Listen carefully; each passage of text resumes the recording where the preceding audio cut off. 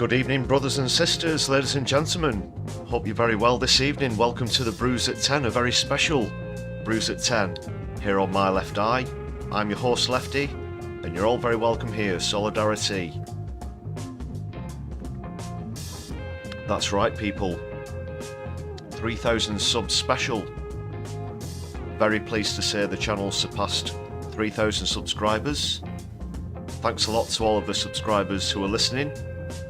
That is indeed the truth. And speaking of the truth, thanks a lot for joining us in the chat tonight. Great to see you.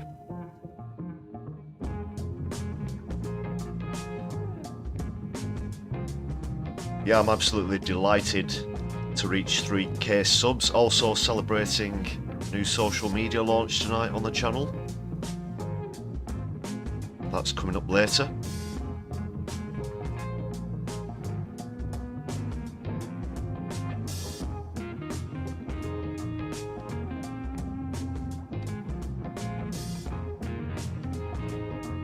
I do in parts or reaching 3,000 subs to the latest content on the channel.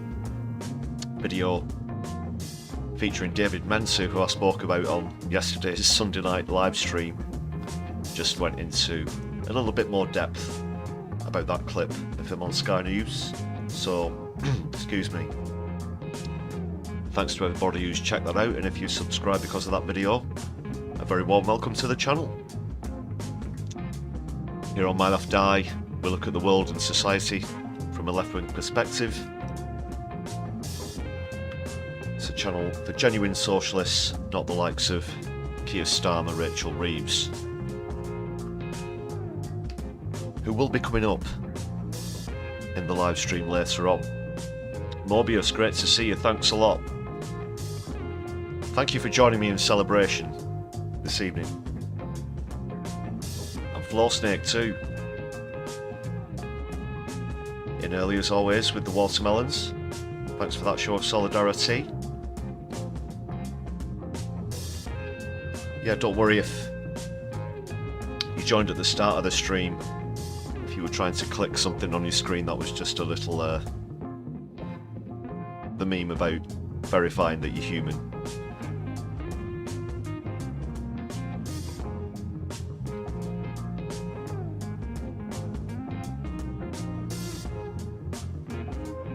Morbius getting close to 500k subs. Wow, that's a fantastic milestone.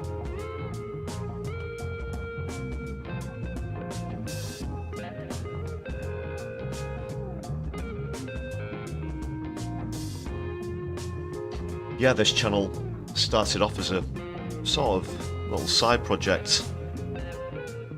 I've been delighted with the response so far in just over a year since I started the channel.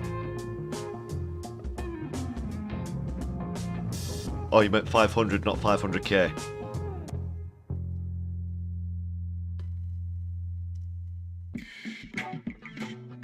Have we subscribed? See if you can get a link our way, Morbius.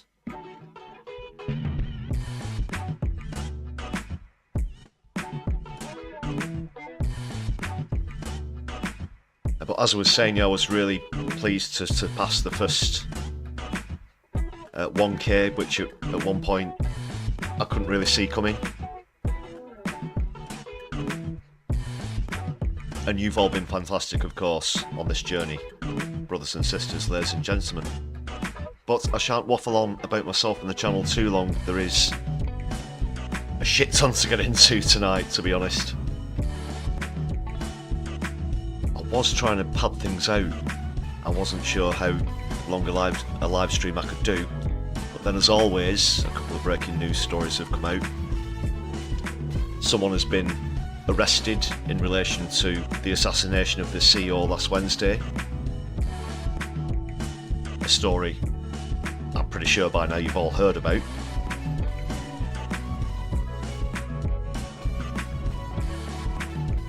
As well as some breaking news in the Middle East, which of course I'll be touching on. You'll be shocked, stunned. I hope you're all sitting down. When I thought, very surprisingly, unexpectedly, nobody saw this coming. Yeah, Israel have started to attack Syria. on a massive scale. There were obviously preemptive attacks in the run-up to the country being overthrown in just a fortnight. So I'll dive into that as well. Great to see Ambrose West in the chat. Salute. There's a glass of Solidari-Tea.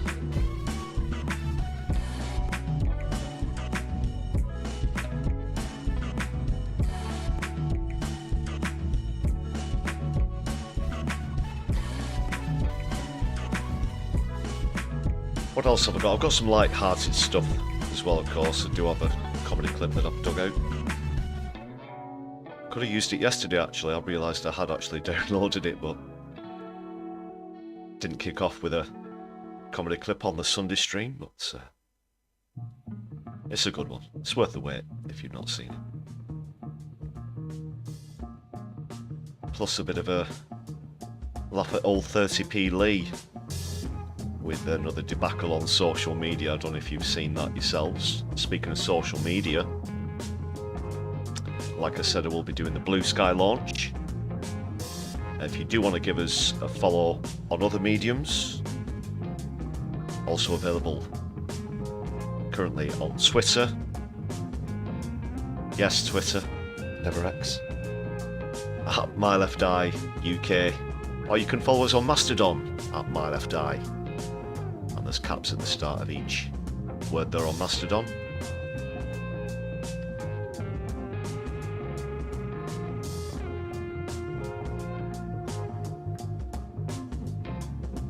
Please do hit the thumbs up button on this very special 3K sub special stream as well, and get that spread far and wide across social media while we're on the topic.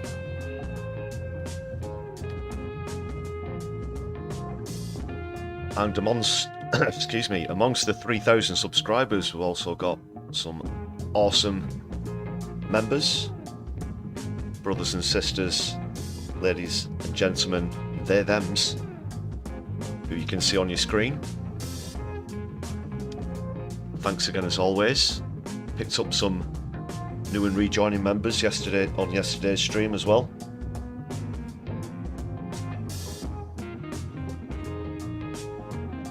Well, speaking of which, right on cue. You're right on cue there, Octo.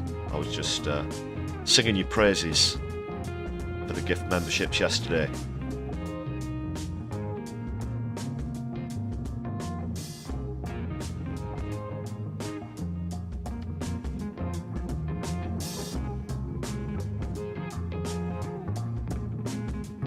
And yes, you can join this roster, this list of fantastic supporters of the channel for just 99 pence.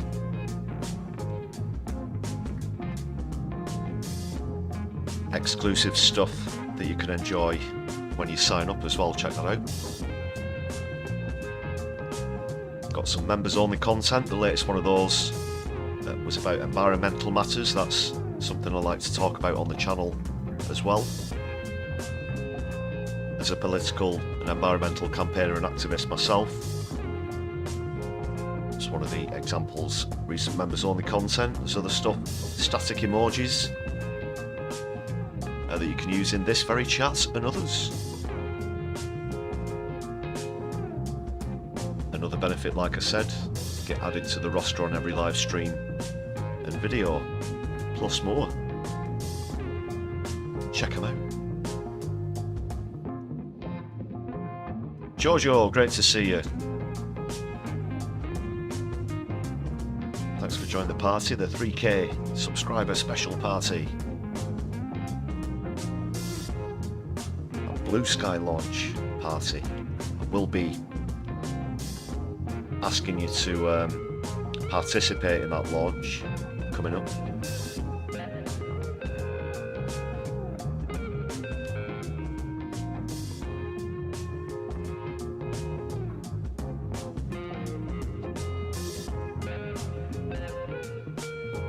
Don't worry about not being here right on the 10 bells, Octo. That's all well and good. I'm just getting warmed up.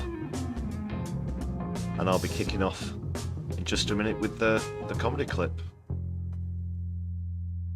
It's Matt Green's latest one. It's his take on something I did a video about, actually, the Starmer, reset, relaunch. The targets, 6 new targets. Never known to abandon a promise, a pledge, a mission. Heaven forfend. And it's a good one. Matt Green's someone who I've featured quite a few times on the channel, so I do know a lot of you are already familiar with him, but if you're not, check him out. There is other stuff I'm going to be going into as well.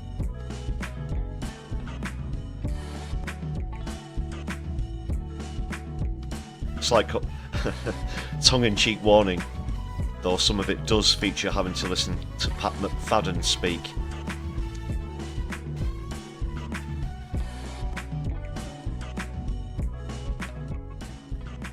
That's the one-man cure for sleeplessness. Just hearing him can put you in a coma. But I won't let him drone on for too much.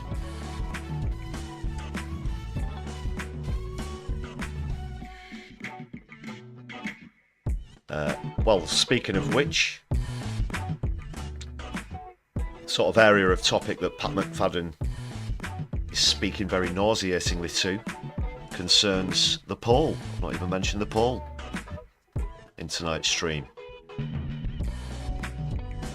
One of the topics I'll get onto as well is whether the UK might possibly remove the Syria overthrowers HTS from the prescribed organisation list. They are, of course, on that list at the moment.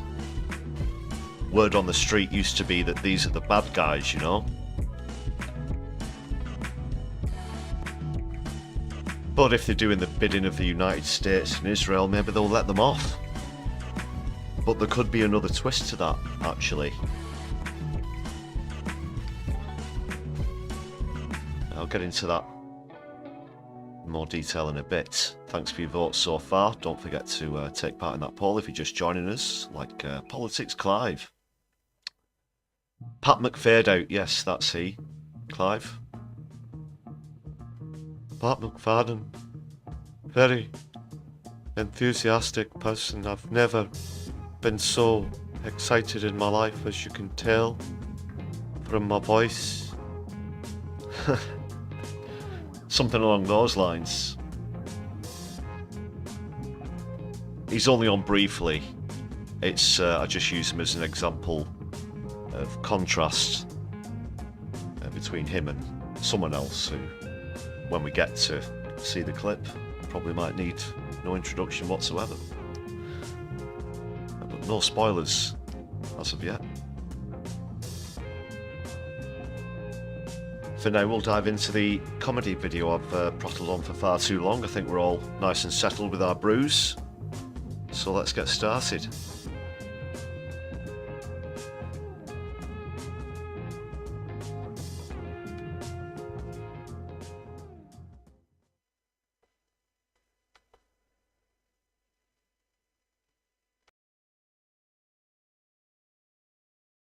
Keir Starmer outlined his government's new priorities today in a speech the Labour Party is denying was a reset.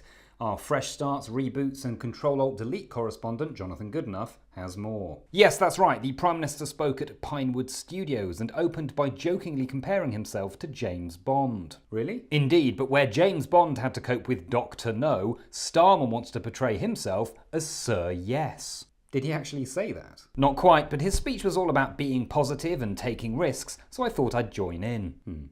So what did he announce? Well, not satisfied with pledges, missions and first steps, Starmer has now introduced a number of milestones, targets his government can be measured against at the next election. Will that be the end of it? Well, possibly, but based on recent experience, I'd imagine that in a few months he'll announce a number of ambitions and promises, then hopes and dreams, before later next year unveiling his wishes, desires and fantasies, and then eventually turning to crossed fingers, Hail Marys and one last roll of the dice. Right, so what are these 6 milestones? A mixture of the pretty ambitious, like building 1.5 million new homes, to the pretty vague, like raising living standards. Raising them by how much? He also milestoned to reduce hospital backlogs, get 75% of children ready for school, recruit 13,000 new police officers, and decarbonise at least 95% of the electrical grid by 2030. How does he intend to reach these milestones? By putting country first and party second, which will come as a big shock to anyone in the previous government and a bitter blow to the Beastie Boys. Okay. He talked again of hard choices and difficult decisions, saying there was no point in setting targets you can hit without bold action, but also saying that he understood that the public had lost trust with politicians promising things that they didn't deliver. Which he said, whilst setting targets he admitted he might not be able to deliver. It's a bold strategy, to be sure, but Keir Starmer leaned into that, paraphrasing John F. Kennedy by saying, "You choose change not because it's easy, but because it's hard," comparing his government's project to the moon landings. And just like with the moon landings, this government has many opponents, although this time only some of them are Russian. How did Starmer say he would achieve these goals?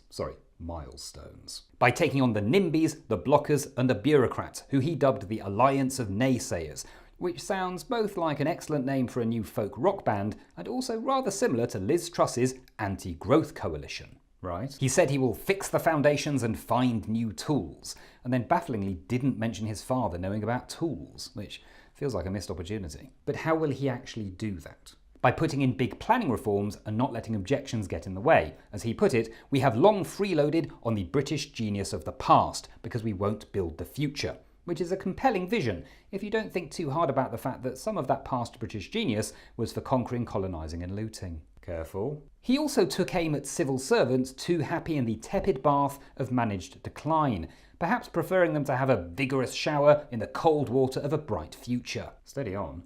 Did he mention immigration? He did, saying that whilst a strong border wasn't technically a milestone, it was a foundation stone, along with a strong economy and strong national security. So in total, he has 9 stones, or about 57 kilograms. Jonathan. The Prime Minister said that he would reduce immigration, both legal and illegal, because that is what working people want. Very much buying into the current consensus that all talk of immigration is negative, and perhaps missing the fact that some of those working people are themselves migrants. Did he mention Europe? No, for the Prime Minister, Europe is a bit like MasterChef. You can admit you were a fan in the past, but it's best not to talk about it now.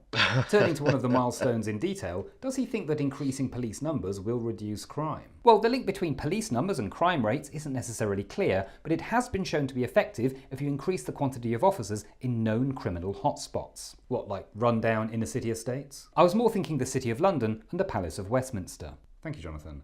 Next up, as the South Korean president is investigated for insurrection, we ask, does that mean that in 4 years' time he'll definitely be president again? Or is that only possible in the land of the free?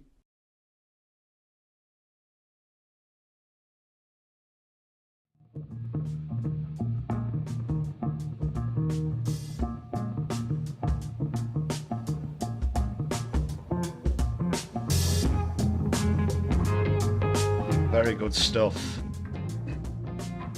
MattGreenComedy.com. Do check that out.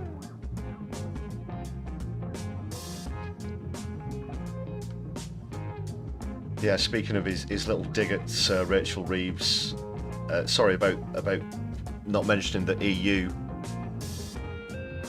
I'm going to be talking about Rachel Reeves' trip to Brussels as well later in the show. That was fantastic. Excuse me, from Matt Green.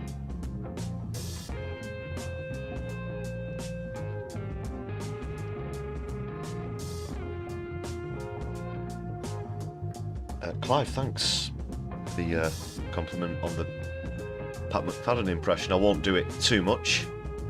Keep you all alert.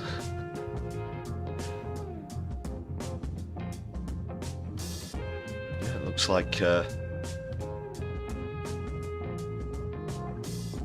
got a couple of followers on Blue Sky as well. Preemptive. It's a soft launch, soft opening.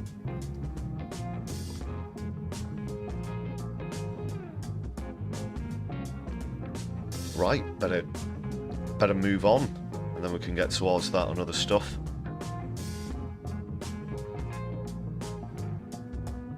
Let me see. These two stories kind of broke at the same time. Well, I think we'll see what's happening with this arrest in Pennsylvania, a suspect in the CEO assassination.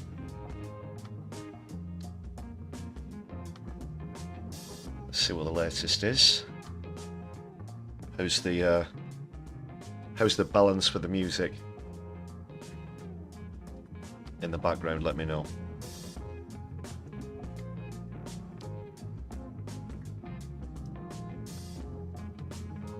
You're right, Floor Snake. Mr. Green doesn't have to get his coat. I think that's is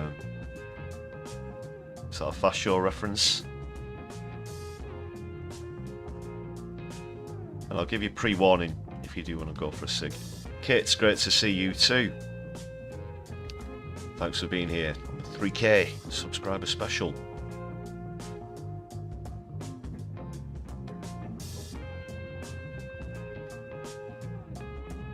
So into this story, right, let's see what the latest developments are.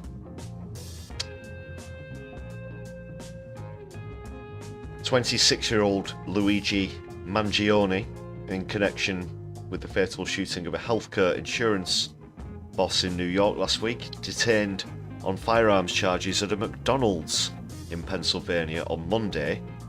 That's something I'm going to come back to in just a moment. Authorities have said that calling him a strong person of interest, and he's obviously a suspect, I don't know why they don't just say suspect, a strong person of interest. Responding officers questioned the suspect. Oh, they do say suspect. Well, they caught me out there, didn't they? Who was acting suspiciously and was carrying multiple fraudulent IDs, police said in a news conference. He was also found with a so-called ghost gun and suppressor consistent with the murder weapon, as well as a mask. They also recovered documents pointing to a potential motive. That's something I want to come back to as well. There's a few things I've got a few questions about. We can't make any assumptions, obviously, that this is the person. He's been identified by a member of staff in McDonald's in Pennsylvania, which is obviously very close to New York. In fact, it borders Washington, up there in the northeast of North America.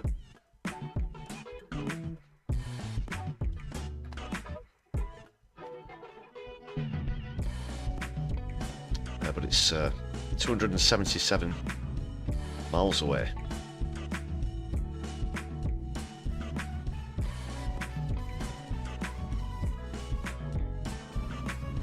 And it's following a tip-off. I saw a little bit of the announcements earlier when they said it was good old-fashioned police work.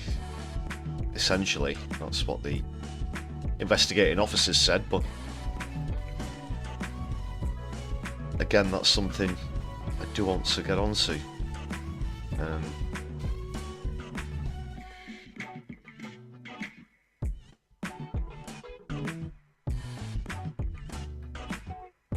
Just a couple more details about his background. He attended an Ivy League college. According to a spokesperson from the university, Mangione received his Bachelor of Science in Engineering with a major in Computer Science and graduated in 2020. Additional employment details about Mangione have confirmed that he was employed as a head counsellor in the Stanford Pre-Collegiate Studies program in 2019.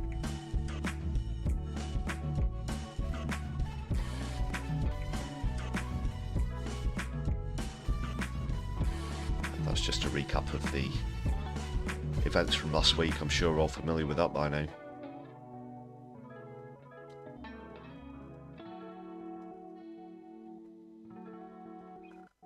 There you can see just the geographical proximity to New York. I guess I'll get on to the things I'm uncertain about that I want to bring up. You probably heard a lot of the details already. I think Helena at No Justice is streaming as well this evening. I saw her earlier.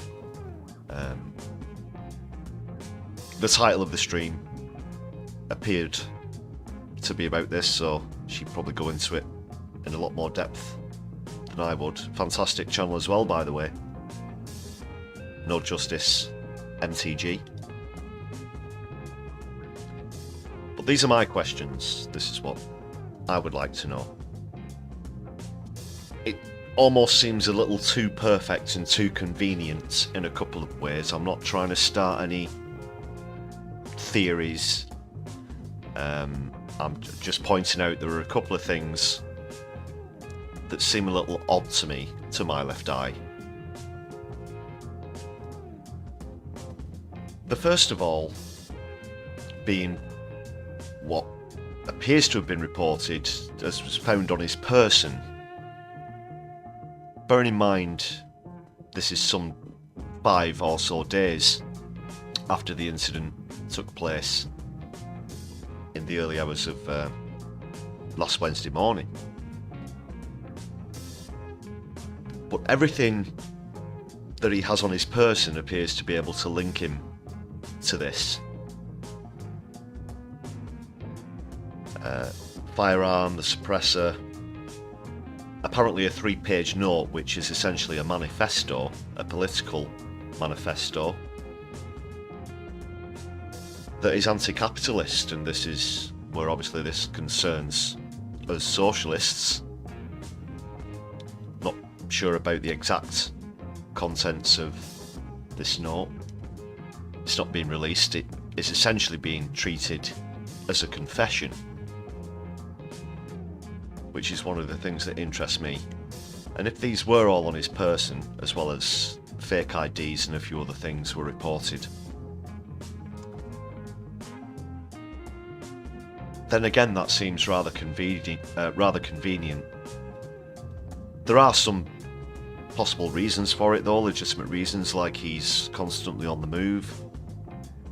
He's in transit, he's going from one place to another in order to try and, who knows, he might have been making his way south or westwards away from New York as best as he could. Apparently his last registered address, by the way, was in Hawaii.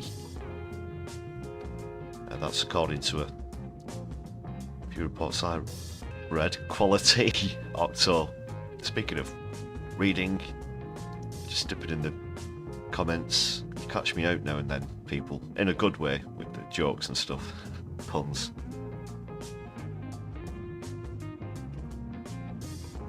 Anyway, that's the first thing about it. But also, would a staunch anti-capitalist be in a McDonald's? I boycott McDonald's for BDS and other reasons myself. It seems a little ironic. Obviously, the CEO of the assassination was in the healthcare business, not the fast food industry. But if he has an overarching disdain for capitalism, then it seems a little curious to me that he would be in a McDonald's in the first place, which is where he seems to have been identified by a member of staff. I'm not saying that rules anything out. It's very curious. Clive, yeah, that's exactly what I'm talking about.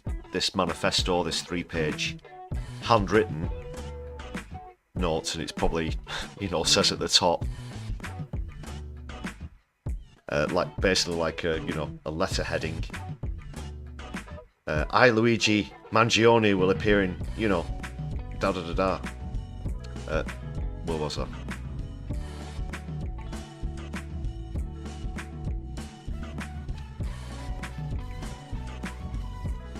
Seems a bit too convenient.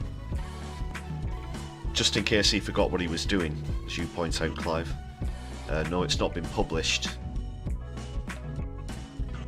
There it is, 35,000 words. I know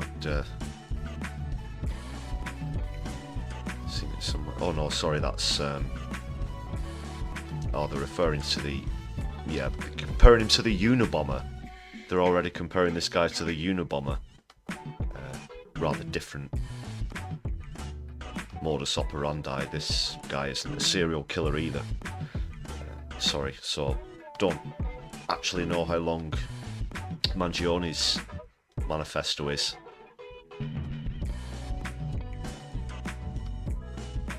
But they're the curiosities that I have for now.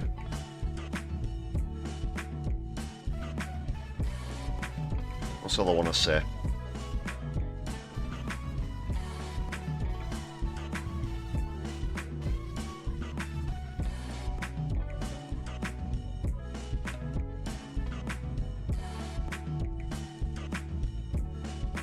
Keep up to speed with that.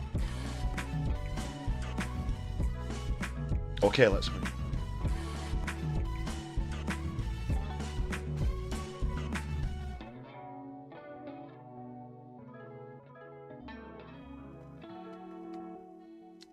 Yeah, I've got a few things to talk about tonight, so I need to dart through that story.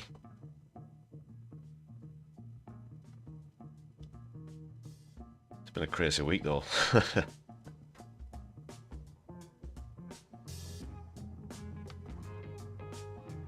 Get on to the other breaking news story.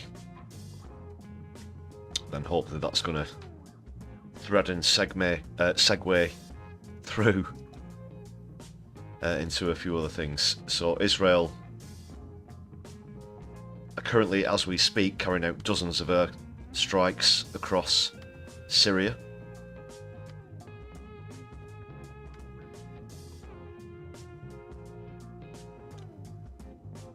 More than 100 today, according to the Syrian Observatory for Human Rights.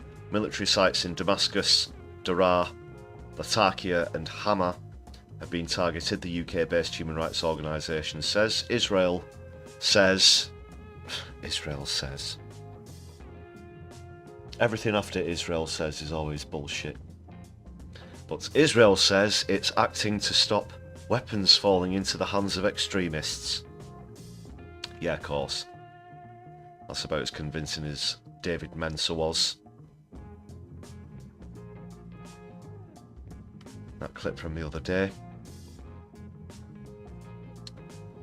The UK says it's pausing asylum decisions on cases from Syria following similar statements from several other European countries. So it's okay for us to go and meddle militarily in other countries, but we're not going to accept refugees from those countries, are we? Is that the kind of nation that we are?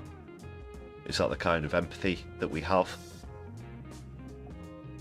for people who are suffering because of geopolitical situations that the country, our country, has helped create?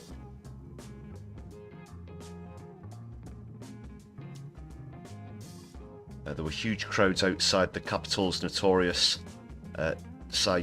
Saidnana prison following allegations some inmates were being held in underground cells.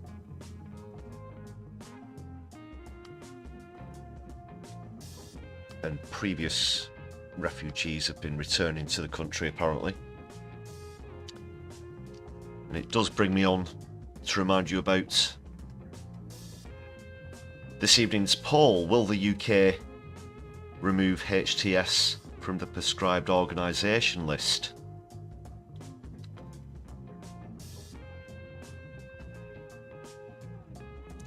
Kit, thanks a lot for that. Yeah, really pleased to have reached 3k.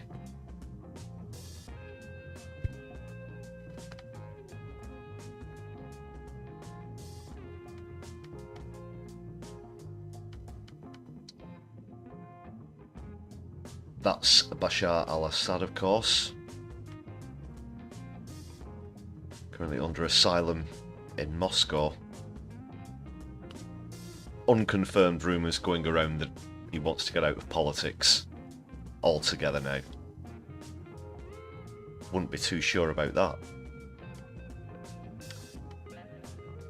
But essentially, the veil's off now, and the most important thing about this is, obviously, Israel wants to seize the Golan Heights, which have been under dispute for a long time now, as well as other areas which they call buffer zones. Yeah, buffer zones, yeah, right.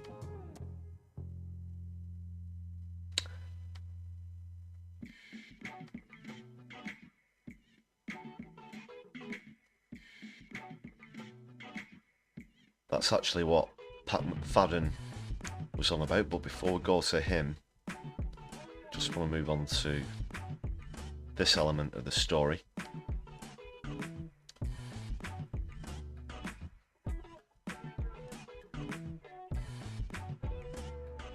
Whether they'll be removed from the prescribed group list, the topic of tonight's poll. But Starmer says it's too early. It's too early, he says. Because they're pretty much going to wait to see if they play ball. They've been playing ball with America and Israel in the overthrowing of Syria, but whether they'll continue to do so, perhaps there might be another twist to that.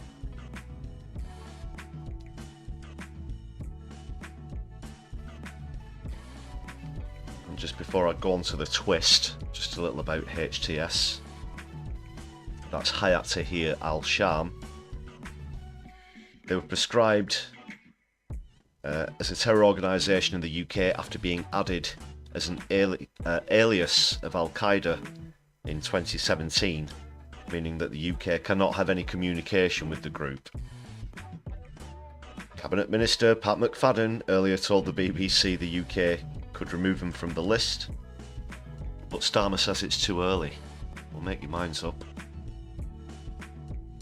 Speaking in Saudi Arabia, yes, that's where Keir Starmer's gone, because he's obviously really concerned with human rights as former Director of Prosecutions. Did you know that he's former Director of Public Prosecutions? Has he ever mentioned that? But that's where he's been today. He said we've got to make sure this is different. Separately, Foreign Secretary David Lammy told the Commons that the UK will judge HTS by their actions, monitoring closely how they and other parties to this conflict treat all civilians in areas they control. Bit more from Lammy in a moment.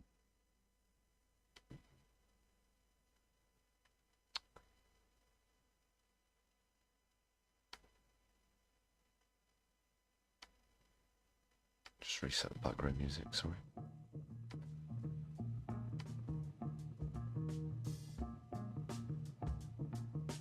Right.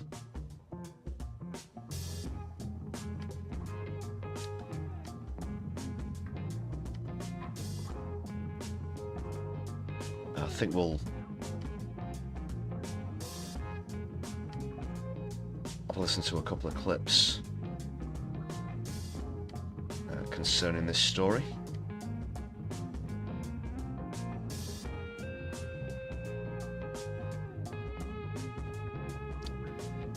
This is the Pat McFadden warning. It's very telling, this brief clip.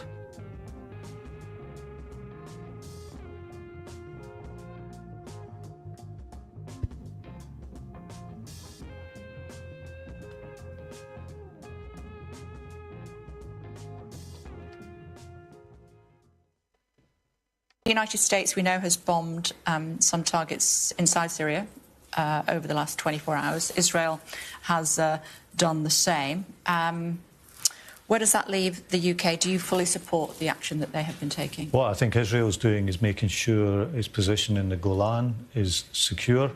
One of the... What?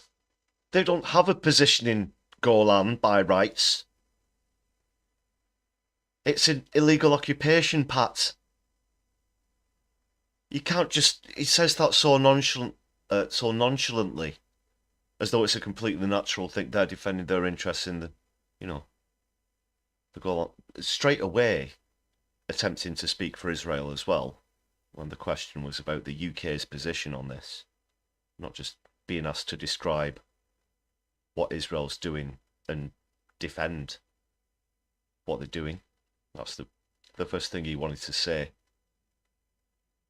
You can see he's just gone into complete robot statement mode, pre-prepared things that he's allowed to say, or that he'll always try to divert the conversation towards. Things to note about this has partly happened because of Israeli action against Iranian proxies around the region, and that has left Iran weakened, and that is partly why the Assad regime has fallen. So the action that Israel has taken over the last few days will be to make... Let's just have a quick look at this map here, just to highlight where the Golan Heights are. Palestine should be on that map, by the way. Just saying.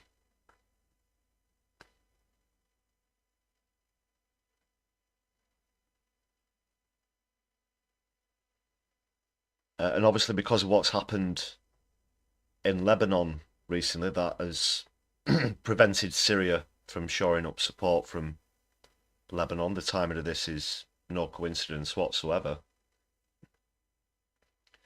Shortly after a ceasefire was announced, which of course Israel have broken as well. But the very moment that Syria are overthrown, Netanyahu incorrectly assumes that an ongoing ceasefire agreement between Israel and Syria is null and void, and the day after, in fact, it was even on the same day,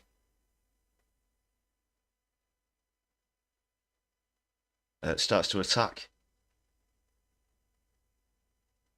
and that's okay with Pat McFadden.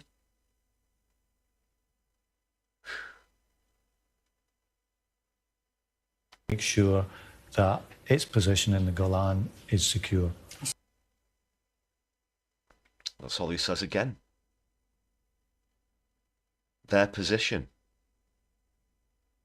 It's not their position, it's Syria's position, it's their territory, it's an illegal occupation.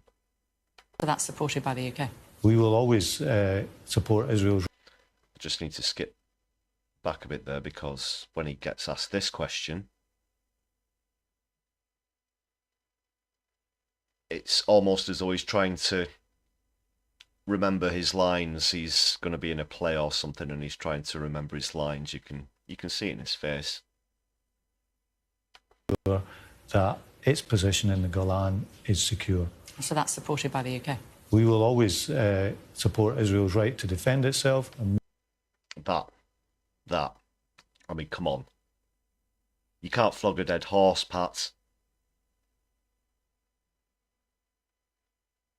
Overtaking the Golan Heights is not defending themselves any more than attacking Gaza or the West Bank is defending themselves, Pat. And well, you know it. And well, you know it. But that was just straight out of the propaganda playbook there. But in contrast, there are still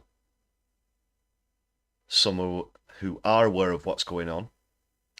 And this was put to Home Secretary David Lammy earlier by someone who I'm sure needs no introduction on the channel.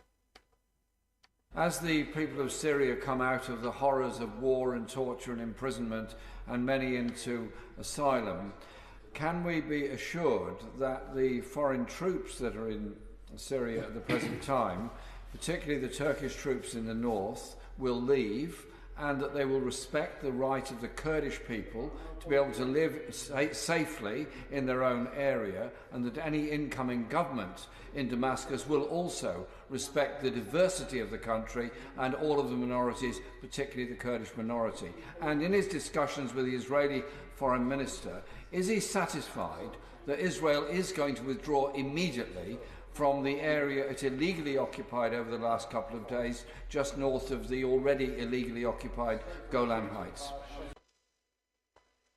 Now, that was a very articulate and technical question, or series of questions, from Islington North Independent MP, former leader of the Labour Party, the great Jeremy Corbyn there.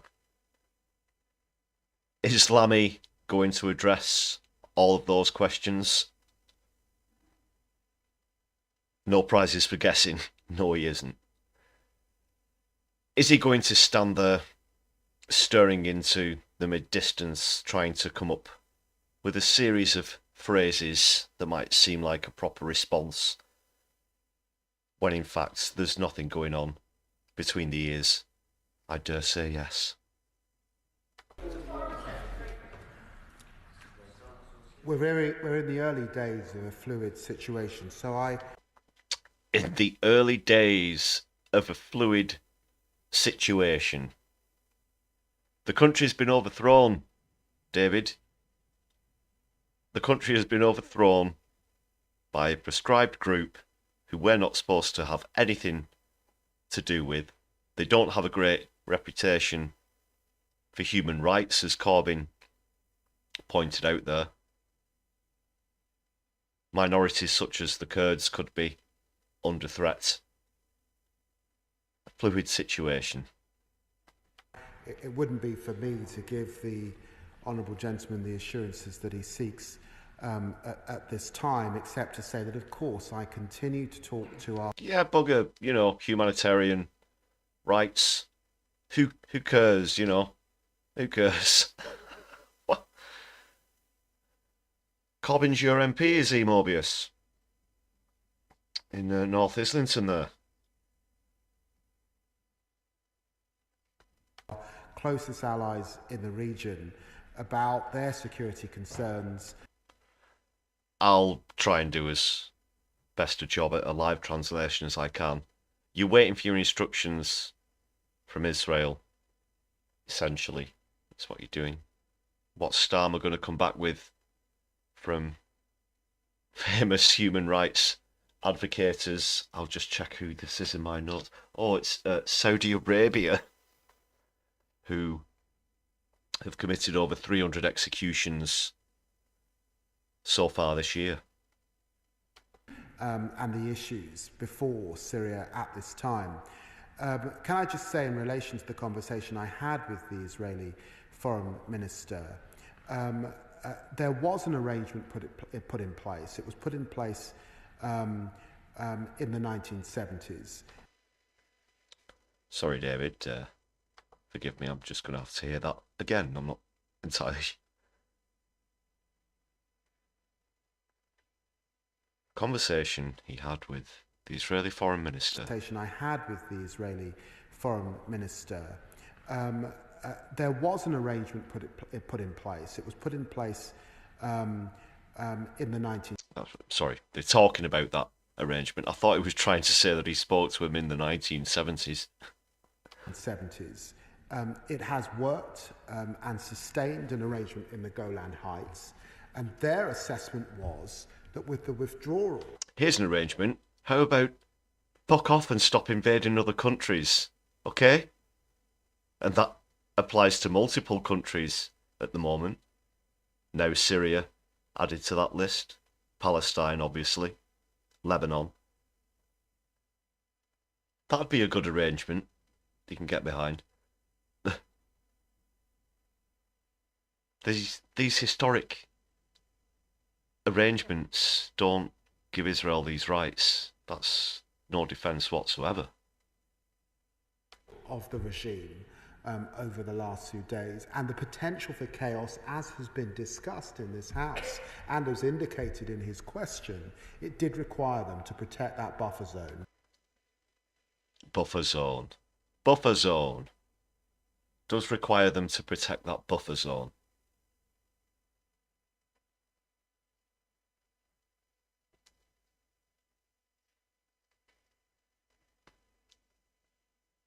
As if Israel has the, they look at maps of other countries and they say, we'll put this here, whether it's housing under illegal occupation or buffer zones. They just draw what they like on it, and then that makes it legitimate. Don't think so, David.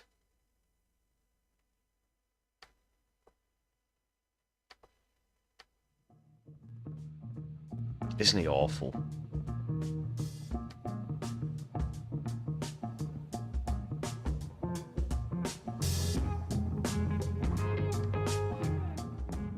He didn't say a word about how minorities, civilians might be protected. These sort of things don't go through David Lammy's head. In fact, I dare say that he's hardly capable of independent thought whatsoever. Like we've seen so many times in previous sessions in the House of Commons, he just throws a word salad out and hopes that that'll convince people.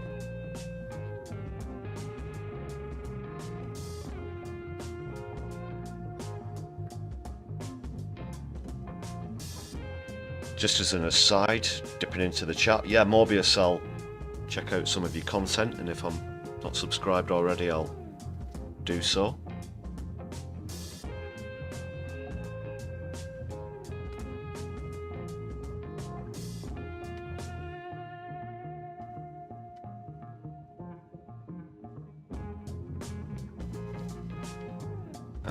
Just flicking through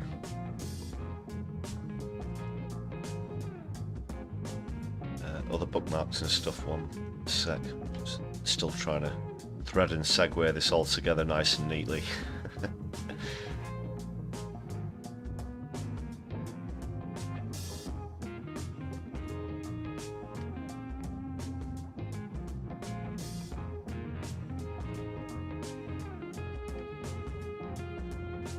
But I think the worst part about all this, like I mentioned earlier, is that we can do these sort of things and then just sort of slam the door shut to appease right-wing voters, essentially. Because this would obviously be contradictory to the stop the gangs and the stop the boats rhetoric that are currently being exuded by Labour. Founded as a democratic socialist party. What a time to be alive, brothers and sisters, ladies and gentlemen. I'll leave that story there for now. I do have other matters to attend to, including another thank you for joining me on the 3K subs special stream. Please do hit thumbs up, or the like button if you prefer. Give us a share around your social media. Speaking of social media, I'm going to get onto this official Blue Sky launch in just a moment. There's other ways you can support the channel though. First of all, super chats are open on the stream. Also super thanks if you're watching back on a replay. I will read out all the super chats, as long as they're within terms of service, of course. And if you're watching back on a replay, please do add a comment as well. Try and get back to as many of those as possible. The best way though to show solidarity is to gift memberships to other viewers.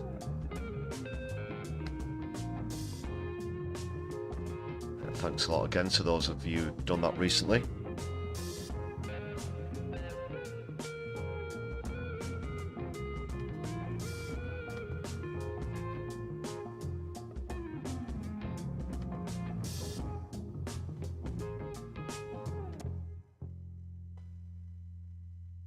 Right then, people, without further ado, I'll get onto this air quotes official launch of the Blue Sky account.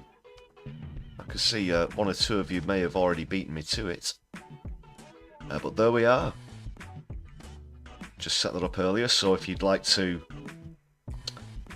give us a follow, it's at myleftyuk or lowercase .bsky.social, and we've got a notification there Who could this be? Let's have a look. Oh, we've got a repost. We've had a repost for the very stream that you're watching, so thanks a lot if you're watching. Just quickly again, the handle is at myleftyuk.bsky.social. Let's see if any of you can get on now while we're live. Who's going to be the first? Will anyone from the stream give us a follow while we're on live? But whilst we anticipate that, Morbius, thank you very much for the 5 gifted memberships. Solidari-Tea.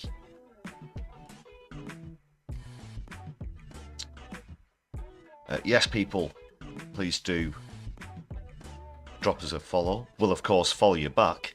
It's not just one-way traffic.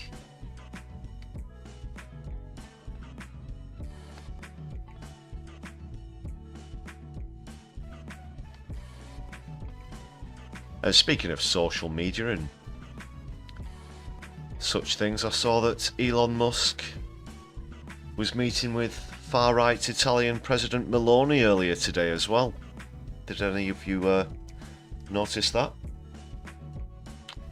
And that's to celebrate the new blue sky. Thanks for that, Morbius. Wonderful.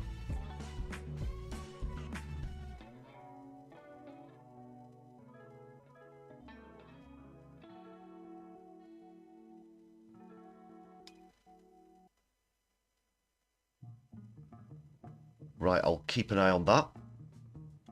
Just a reminder about other social media handles as well. If you are still on Twitter, it's at myleftyuk. Also on Mastodon, at mylefty.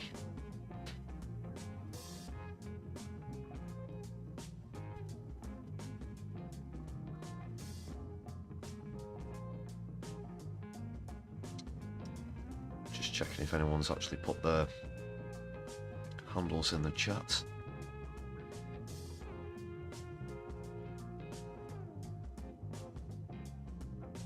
Right. I will keep me on the social media.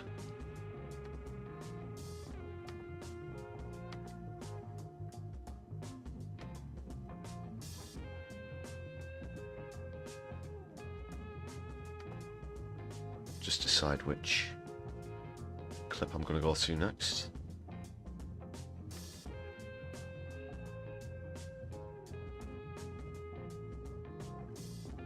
I feel like I'm really rushing through things tonight. Like I said, a couple of breaking news stories.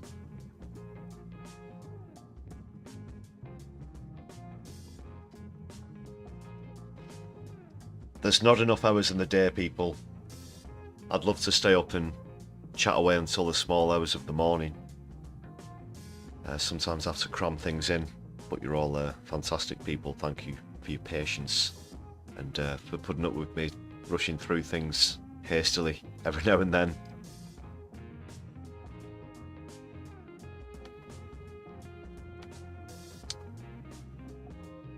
Okay, this will be a really quick one. Speaking of haste.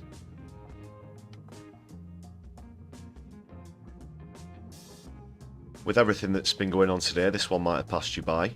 Bit of scandal, bit of drama, people.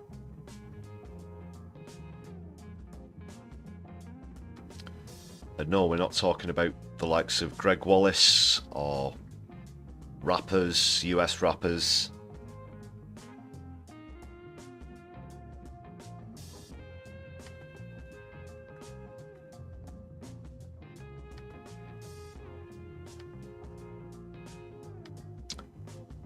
A Labour council leader has quit over alleged messages. What's all this about? Let's see what's happening, people. This is Cammy Day, who's led the Labour-run administration in Edinburgh since 2022, and he's resigned after police launched an investigation into an allegation of inappropriate behaviour. This is an inappropriate behaviour alert, people. An amber warning, I guess. I don't know what the metric is that we're using. Shouldn't laugh too much though, it's quite a serious matter. But he bombarded Ukrainian refugees with messages including asking sexually explicit questions, apparently. He confirmed his decision to stand down as council leader in a letter to the chief executive and said, "The recent commentary on my personal life is detracting from the important work this Labour-led council does for the people of Edinburgh. It undermines the dedicated efforts of my colleagues and council officers. That's why it's time for me to step aside." He added he's hugely proud of what he's achieved for the capital during his time as leader and believes that Edinburgh is a better, fairer city as a result.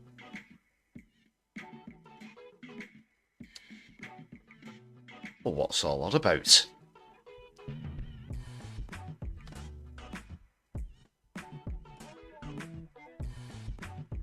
And I think that was a pretty classic resignation statement as well. No hint of a denial, it has to be noted.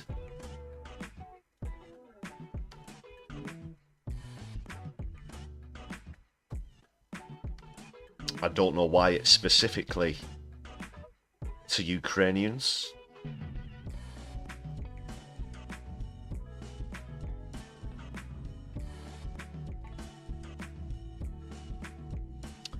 Scottish Labour leader Anasawa.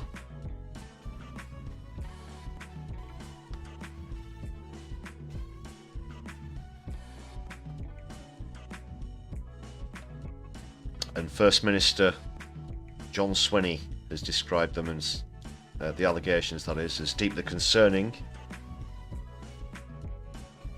No further light on the investigation though, so just in case that one had passed you by. That's Cammy Day.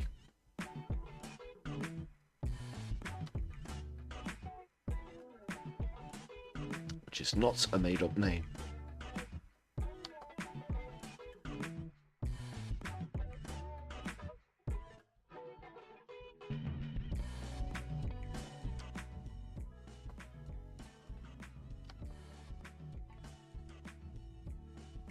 Right then. Moving on.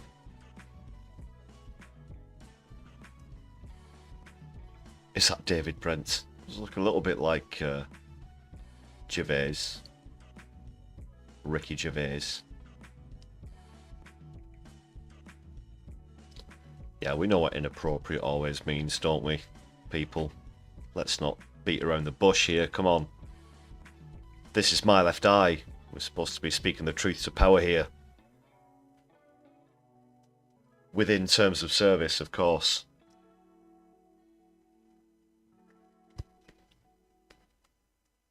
I will admit it was very difficult in the narrative on the video that came out earlier today.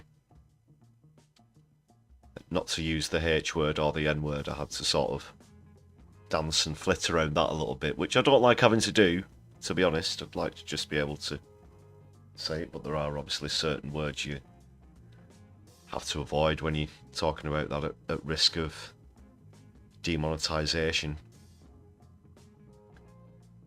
Some of the live streams have been temporarily demonetised now and then. I'm not sure about the full reasons behind that. I've mentioned that a couple of times, but anyway.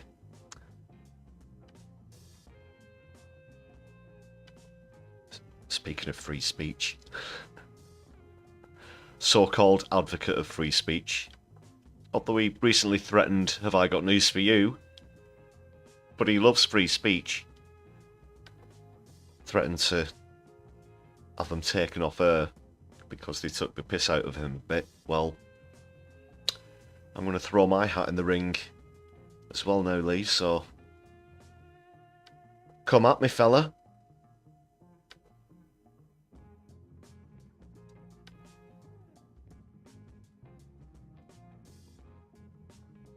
What have we got?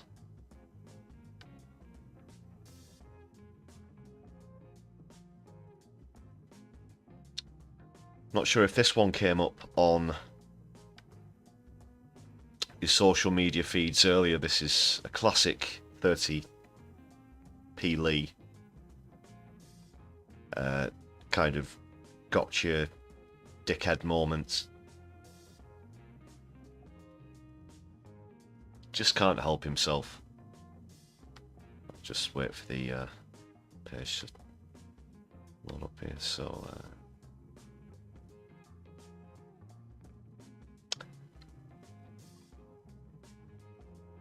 an author called Jessica M, who has written a bestseller called Love and Life, describes herself as a brand influencer and social activist on Twitter, asked a question earlier on today, and like I said, 30p Lee couldn't... I'm Lee Anderson, your parliament. There he is. He couldn't help himself. He just couldn't help himself but come out with this clanger. She asked, women deal with periods, pregnancy and menopause, what do men have to deal with? And he comes out with, try the Battle of the Somme. You were at the Battle of the Somme, were you, Lee? He was born in 1967, I believe. What a douche. Try the Somme. Yeah, should we just list some other battles or conflicts? Oh, how Lee Anderson has suffered, I saw.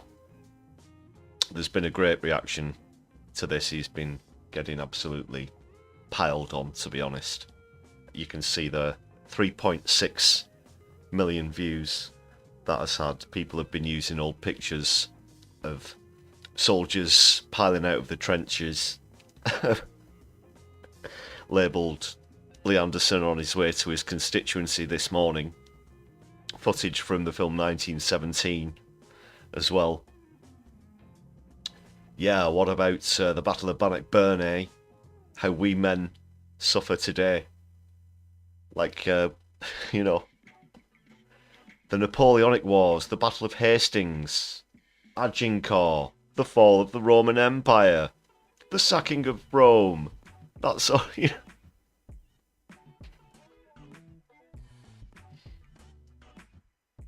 The Battle of Gilgamesh.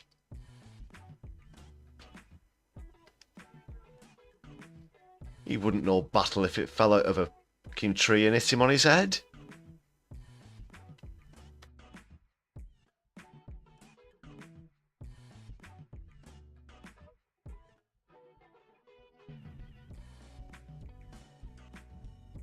Let's take a look at some of the replies, though. This is great. This is great. Look at this. Lee Anderson on his way to the Battle of the Somme there. In his bumper car. Beep, beep. Look out. Lee's on the road. Insurance premiums just went sky high.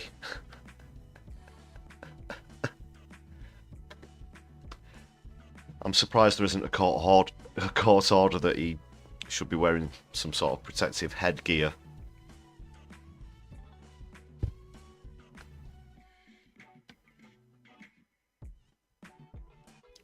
Even 30p Lee could mess up a bumper car at a fair and just roll it.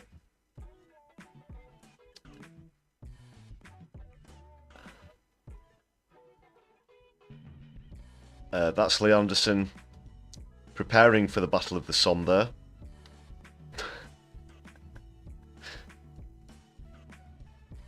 How many battles have you fought in, Lee? Yeah, good question.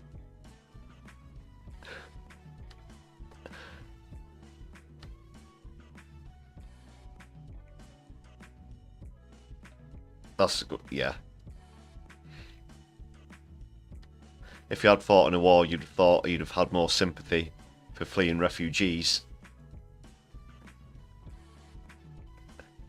Not 100%, but pretty sure no man who has or will comment on this post will have had to endure the Battle of the Somme. That's true. Well, from a UK perspective, obviously, Harry Patch was the last surviving Tommy, and he died years ago himself. Famously, after years of silence throughout his life, towards the end, denouncing war in general, describing it as nothing more than organised murder. Of course.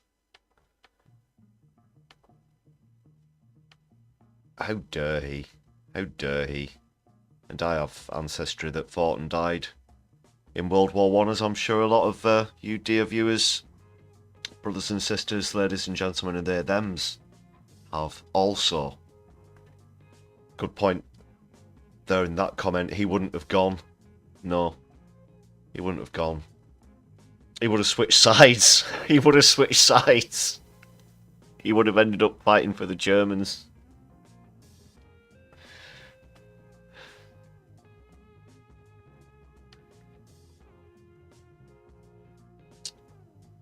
Larry the Cat. Is that the official Larry the Cat account? Well, 880k followers. The Battle of the Somme ended 50 years before you were born, Lee. UK armed forces have been involved in numerous conflicts since you turned 18 in 1985. In which did you serve? I'm pretty sure he wasn't at the Falklands. Which you would have been too young for anyway.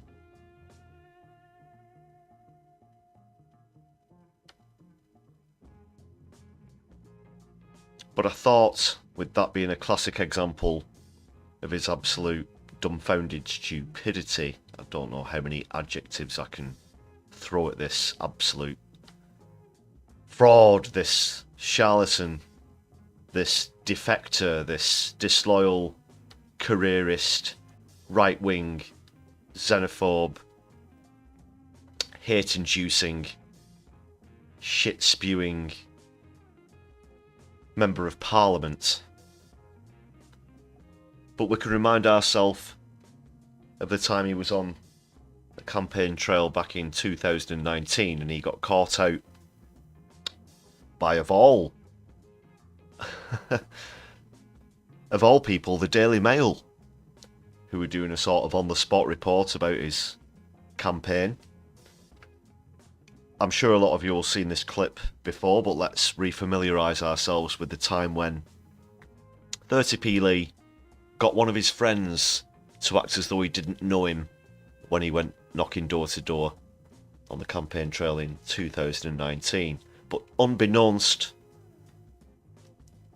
to Lee, at the time he was arranging this setup on the phone, he didn't realise that his clip-on mic was still on from when they'd been recording earlier. So it's always good to refresh our memories with this one. What a dick. You know, some people, you can just never get over how bad they are.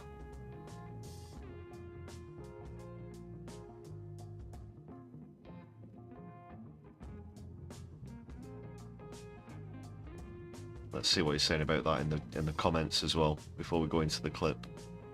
That is a classic. His head is the headgear. Yeah, it's probably thicker than any bike helmet.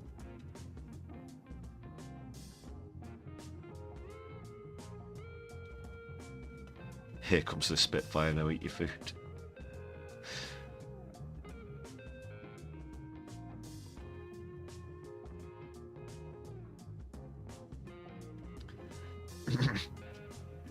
No, Clive, I wouldn't watch a 30p Lee cooking show any more than I'd watch Jacob Rees-Moggs's, what was it called, At Home with the Rees-Moggs. It'd probably get cancelled even quicker than that.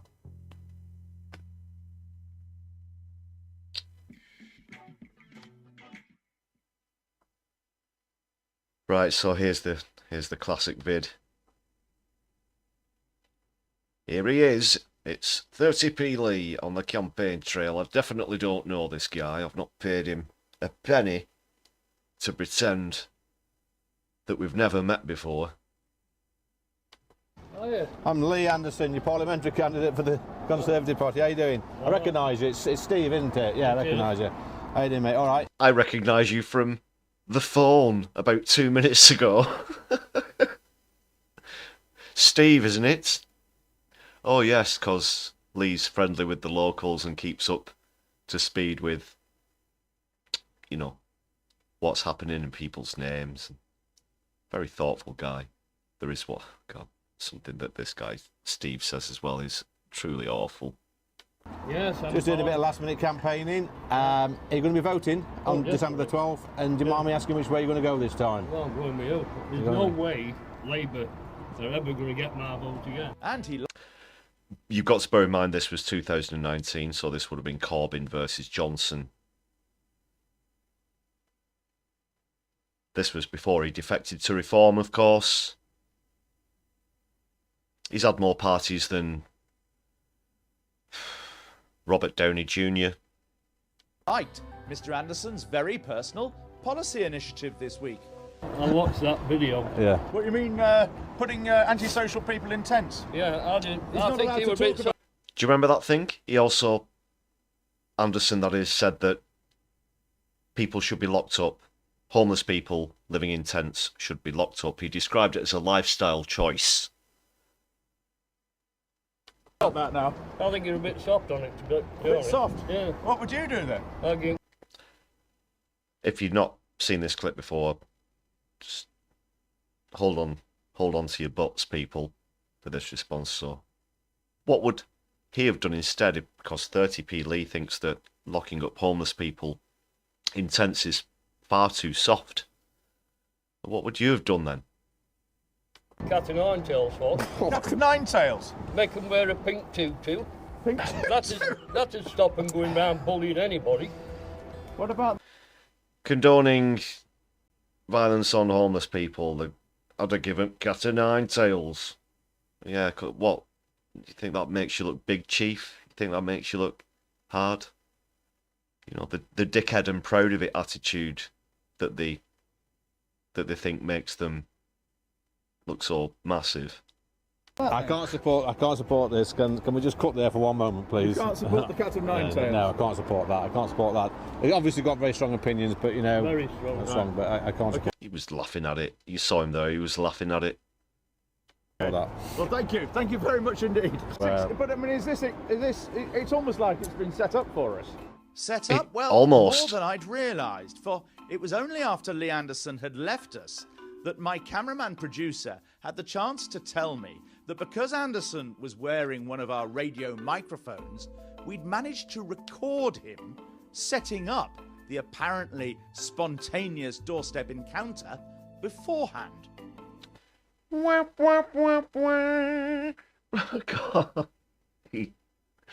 Oh, I had no idea. I mean, obviously, he knows he's wearing a clip-on mic. Well, sorry, I can see you having a little debate. I hope you're keeping it all friendly in the chat there about definitions of political spectrum. You caught me out again, also, with your perception of extreme left being a lesbian living in the forest with her girlfriend avoiding the world. What? Nothing wrong with disagreeing, just make sure you keep it all friendly in there, people. Back to the vid. Watch and listen. You can just see Anderson on the phone behind me. Don't just make out you don't make out you know who I am. You know. I'm at staff car park. Have a quick look. Yeah. Let's go. On the phone behind me. Don't just make out you don't make out you know who I am. You know I'm the candidate, but not a friend. All right. I'm at staff car park. Have a quick. Of course you're not a friend, Lee. Excuse me. Of course you're not a friend, because you don't have any bloody friends.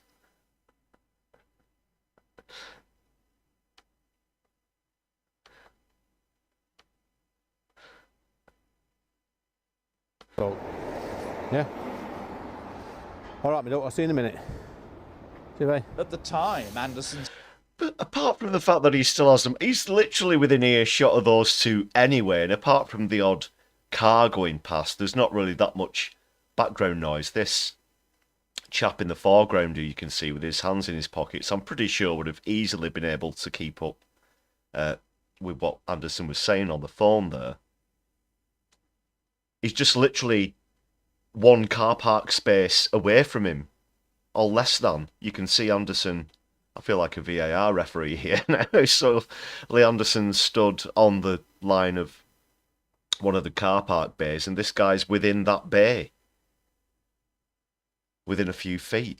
And let's just say that 30p Lee doesn't have the most subtle of tones in his voice, or he certainly didn't when he was on the phone there, bellowing out, "Yeah, I'm on the car park. Have a quick look. Tell them that you know about the campaign, but that I'm not a friend." Said the call was merely about campaign material. Right, best turn this off. Some leaflets have just come for me, so. In all my years filming I wish it had been a P45. elections, I've long suspected that certain candidates have set up friendly voters to make them look that much more popular. But this is the first. Even the Daily Mail, who were as Tory gets Tory, don't like 30p Lee. He's too much even for them. Time we've caught some candidate blatantly in the act. A lesson to us, journalists and viewers, that in this world of fake news, we should be a little bit more sceptical about what we see on screen. There was a lot of that going around during that election. That wasn't the only example that you'll find.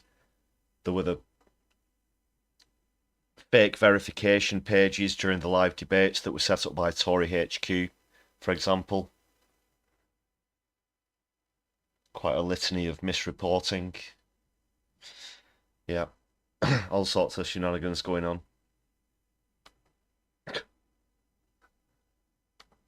God's sake, Anderson.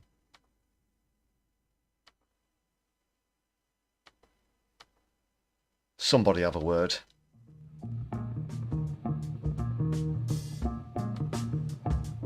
Beep, beep.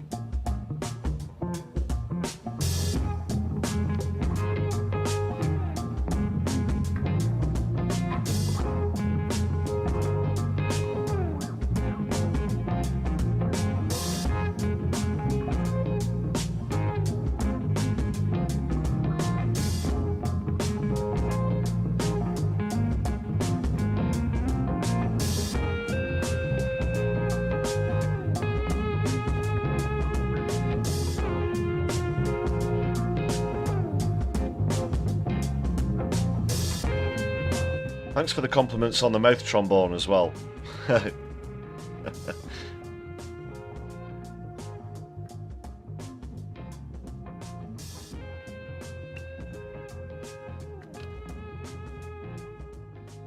Okay then, brothers and sisters, ladies and gentlemen, and they thems. Lee, I'm sure you won't like me saying that either. I think it's about time to reveal the results of tonight's poll. What do you say? What are you saying, people? I'm saying the background music cut out for a second, so apologies for that.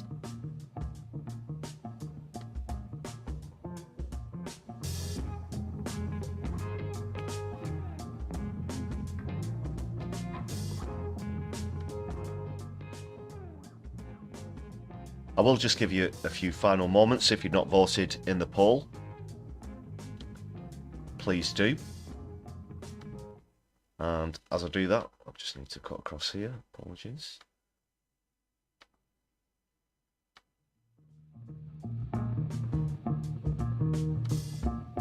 Want to give another shout out to all the members on the channel.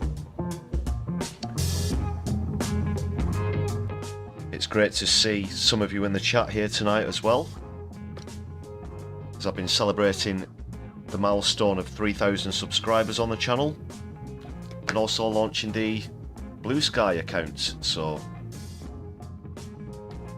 I'll go over now actually while I'm still with you live. I'll see if any of you have sent over a not sent over. I'll see if any of you've followed, give you a follow back live in real time.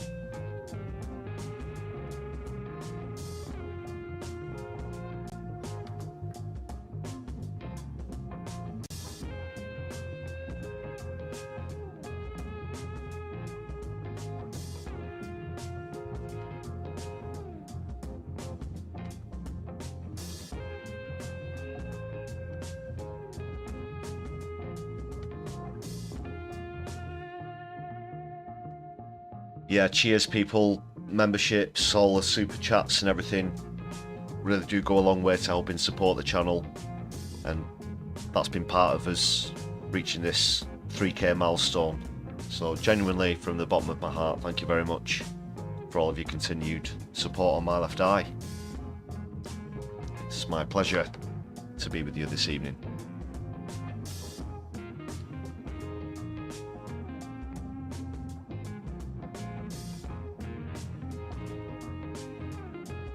Okay, Morbius, got you there on the Blue Sky. There you go. Get yourself a follow back.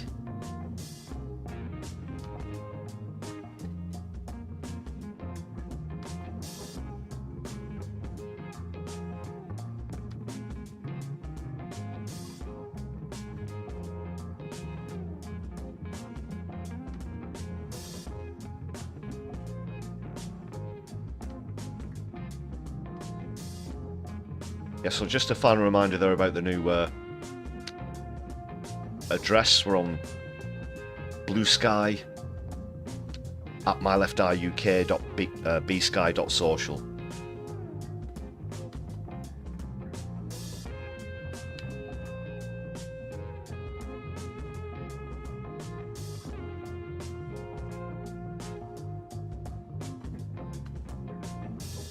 Okay, people. So what have we got where the poll's concerned? We have a clear winner.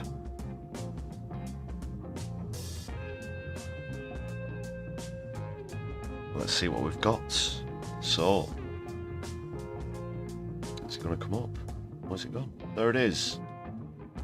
81% to 18 think that the UK will remove the HTS who overthrew Syria from the proscribed organisation list. I think that's a good shout.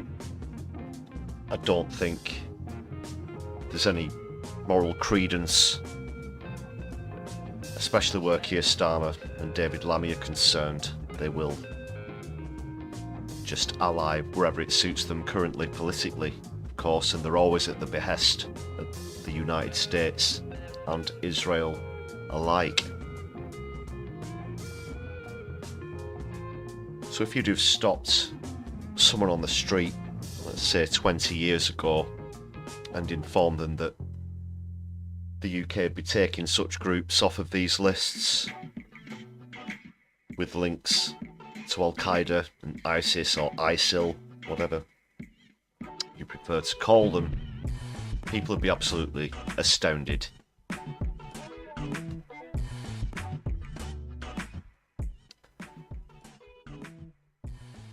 Finally, on that matter, very quickly, I did mention there was one potential twist in the tail coming where that's concerned.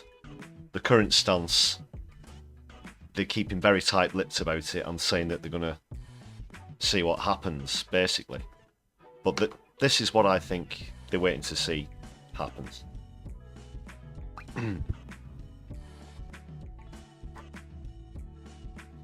Essentially, they're waiting to see if the group, the HTS, will carry on doing what Israel wants. It wouldn't be unprecedented that such groups should quickly do a U-turn where the loyalty is concerned. If you think about the formation of Al-Qaeda and before that the Mudajeen, who were employed by the United States, the CIA, to attack Russia from Afghanistan. And then all of a sudden, obviously, we know that groups like Al-Qaeda became enemies with the United States of America.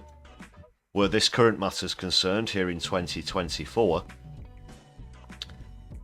now I can't confirm this, but I've seen a video, an untranslated video that is, from the HTS leader from today inside Syria, inside Damascus, apparently, according to the uploader, apparently declaring that the next thing that they have in the sights is the liberation of Palestine from Israel.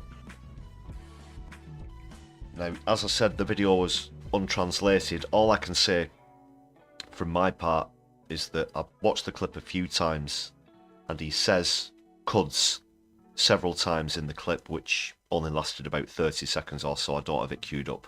Apologies for that. There's no translation, there are no subtitles either. But Quds being obviously the Arabic word for Jerusalem, what is now known by Israel as Jerusalem, is pretty significant, the number of times he said it. I'm not sure how much weight there is behind that claim that that's what's happening in the video. The mainstream media have certainly been very quiet about it, if that's what the case is. But you wouldn't put it past them to want to suppress that sort of thing either, would you? So let me know what you think about that. I don't know if you've seen that clip that's been going around, but there could potentially be another twist in the tale for this absolute shit show that's happening in the Middle East right now.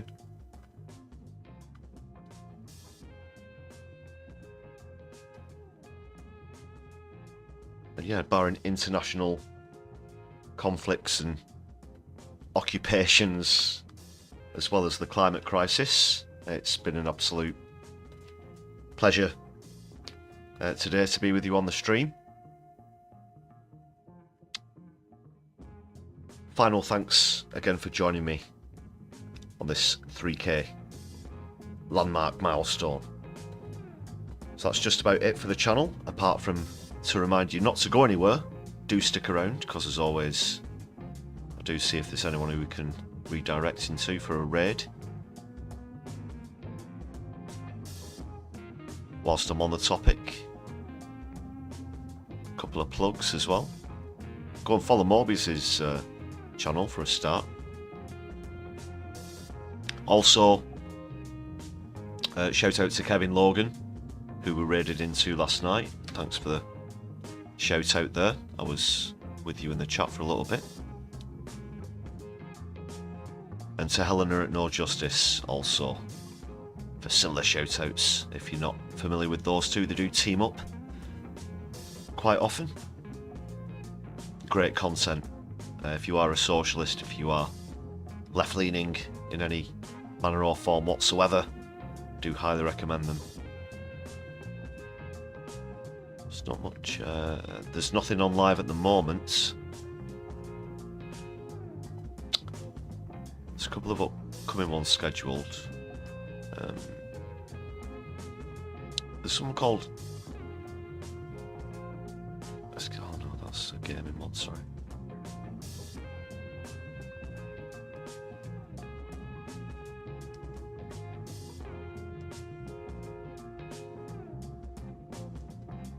There's just a Navarra one that's scheduled for tomorrow that's coming up. Nothing live at the moment, unfortunately.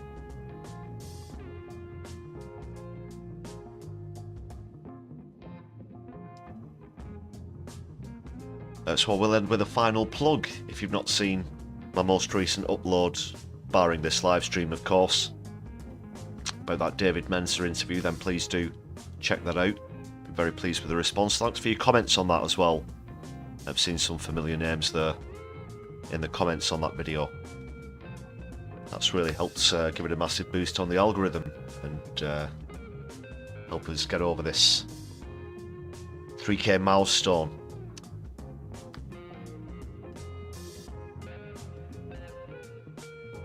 Vicky Clee as well, hope you've been well this evening. Sorry, I'm just getting round to greeting you as we're about to call things to a close. It's one of those hello, I must be going kind of exchanges. But I hope you're doing well.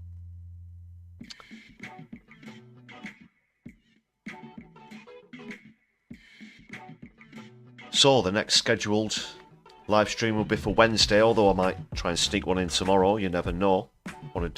I do want to keep you up to speed with these breaking news stories, so I'll do my best.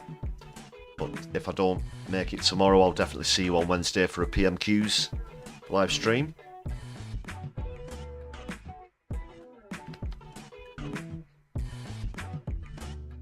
So yeah, for now, enjoy the rest of your evening. Thanks a lot for joining me.